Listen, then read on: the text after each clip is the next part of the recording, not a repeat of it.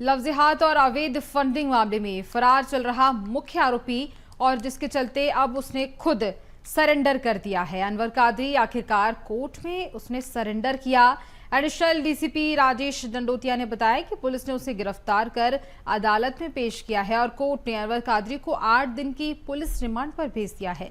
इस दौरान पुलिस उससे नेटवर्क फंडिंग, सोर्स और आपराधिक षड्यंत्र से जुड़े पहलुओं पर गहन पूछताछ करेगी। साथ ही फरारी के दौरान उसे शरण देने वालों पर भी कानूनी शिकंजा उस पर कसा जाएगा। देखिए, लगातार अब उससे पूछताछ की जाने वाली है और इस बीच कई बड़े खुलासे भी हो सकते हैं। जिस तरह से उससे पूछताछ की जाएगी और अब उसने खुद ने सरेंडर किया है। जिस तरह से जो तारीख तय कर दी गई थी कि अगर उस तारीख के पहले 8 सितंबर का समय रखा गया था कि अगर 8 सितंबर के पहले अनवर कादरी पेश नहीं होता है, सरेंडर नहीं करता है, तो उसकी संपत्ति कुर्क कर दी जाएगी। और अब उसके बाद अनवर कादरी ने सरेंडर कर दिया है। वो अपनी दाढ़ी मूछ कटवाकर पहुंचता है, सरेंडर कर देता है।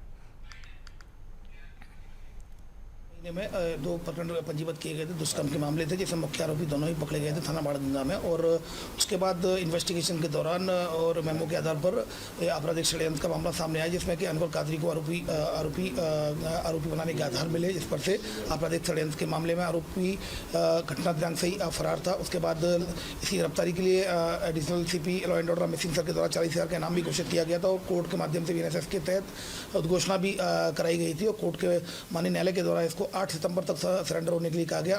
उसे सरेंडर कर दिया है, तो उस आधार पर उसको वहाँ गिरफ्तार किया जाकर और उसकी पुलिस रिमांड मांगी, 8 दिन की पुलिस रिमांड मांगी गई है। पुलिस रिमांड के दौरान इससे पूछताछ की जाएगी और जो केस रजिस्टर्ड किए गए हैं उनके इन्वेस्टिगेशन में एविडेंसेस कलेक्ट किए जाएंगे।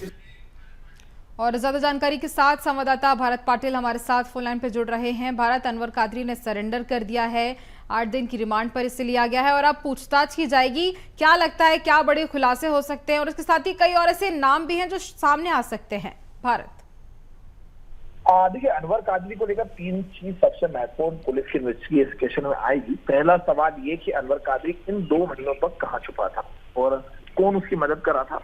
दूसरा कि अनवर कादरी जो फंडिंग कर रहा था, तो उसके ऊपर गंभीर आरोप लगा, उसमें कितनी सत्यता है और अगर ये फंडिंग कर और भी कौन जो सरगना इसके पीछे कौन हो सकता है, कौन सा संगठन होता है, कौन सी एजेंसी जो है फंडिंग को पेमेंट कर रही है, अनवर कादरी खुद करता था ये पूरा ट्रांजेक्शन। अनवर कादरी ने समय में इतनी संपत्ति कैसे अर्जित की।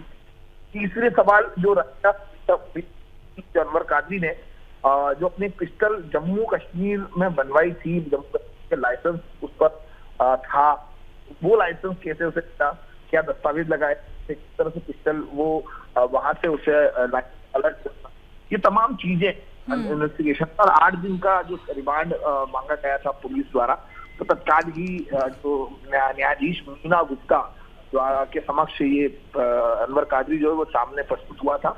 और सबसे महत्वपूर्ण कि अनवर कादरी जब वापस पहुंचा था तो उसने अपनी वेशभूषा चेंज कर रखी थी। अनवर कादरी ने दाढ़ी मूछें पूरी बनवा रखी थी और फॉर्मल ड्रेस में जो वकीलों की वेशभूषा होती, व्हाइट शर्ट और ब्लैक पैंट पहनकर पहुंचा था, ताकि एकदम से उसको उसके ऊपर किसी की निगाह ना जाए और एकदम अनवर कादरी को भय भी था। कोर्ट ने अंतिम तारीख जारी की गई थी कि 8 सितंबर तक अनवर कादरी को प्रस्तुत होना पड़ेगा।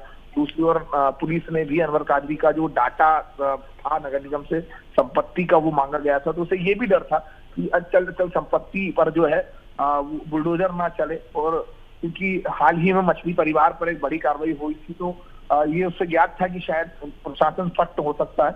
इसी कारण जो है अनवर कादरी सामने प्रस्तुत हुआ है। अब फिलहाल पूछताछ के सामने आएगा कि अनवर कादरी जो है किस तरह की फंडिंग करता था और इसके पीछे कितना सरगना है। निश्चित तौर पर भारत, जिस तरह से पूछताछ की जाएगी कई बड़े खुलासे हो सकते हैं। तमाम जानकारी के लिए बहुत धन्यवाद आपका।